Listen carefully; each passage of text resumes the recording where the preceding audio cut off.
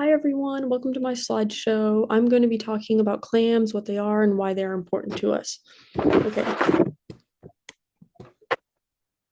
their scientific name is Mercenaria mercenaria. Their common names are hard clam, round clam, and chowder clam. Clams are marine bivalve mollusks known for their hard hinged shells, and these creatures can be found in oceans, rivers, and lakes around the world. And they're filter feeders, meaning they use their gills to filter small particles like plankton and algae from the water. Okay, their habitats, they come from mainly intertidal zones, and they're also known as the littoral zone. In this area that lies between the high and low tide marks, this dynamic habitat experiences regular exposure to air and submersion in water, creating a challenging environment for organisms that live there. And despite the harsh conditions, many species of clam thrive in intertidal zones. Living in this zone where dramatic changes in salinity occur, as well as temperature, makes way for a wide variety of evolutionary changes that will be expanded upon later. Okay, how do clams eat? It's a step-by-step process where they filter stuff. So firstly, they open their shell and exposes its siphons. So these siphons are these tube-like um, organs on them, and then they inhale water through them. And this water passes over the gills and traps the plankton and algae. And then the non-food particles are expelled through another siphon. And then the labial pouch guide the food particles into the mouth. And then the digestion finally occurs where food enters the stomach and nutrient absorption. And then they'll expel all that waste and undigested material through the exhalant cells. And then they'll finally close their shell for protection and then burrow again. Now, after describing how they eat, what exactly do clams consume?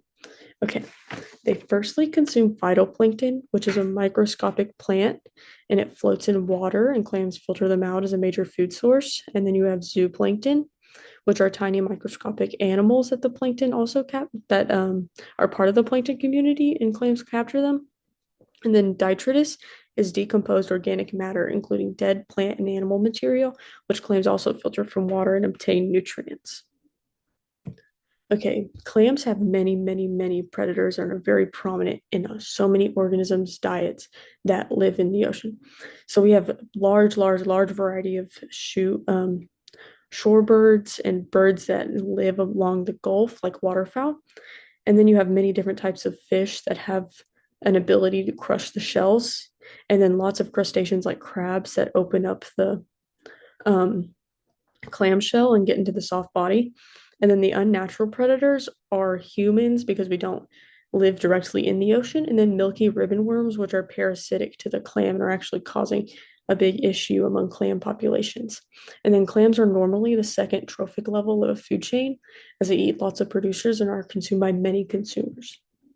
And then there's plenty of evolved traits that they've developed versus the gills as they're adapted for both respiration and filter feeding with cilia. And then you have the mussel foot, which is kind of like a tongue, and it's a structure for burrowing and anchoring itself into the sediment. And then you have their reproduction. They use external fertilization, where eggs and sperm are released into the water and form larvae. And then you have the shell, which is a protective barrier composed of calcium carbonate, and it helps protect them from predators, and it actually lets them stable into the sand without getting too eroded. Okay, and then since these guys are such unique filter feeders, they help filter this ocean of microscopic debris, meaning they filter the plankton, algae, and other particles from the water. This helps to improve water clarity, reduce nutrient overloads, and maintain a balanced ecosystem by filtering out excess nutrients that can prevent harmful algae blooms. And then they have sediment stabilization, where clams burrow into the sediment, which can help stabilize the substrate there. This activity reduces erosion and keeps the seabed healthy, which is beneficial for other species that depend on stable habitats. And then because they are the basis of so many animals' food, they are a very crucial element in maintaining other organisms' diet and food in the ocean.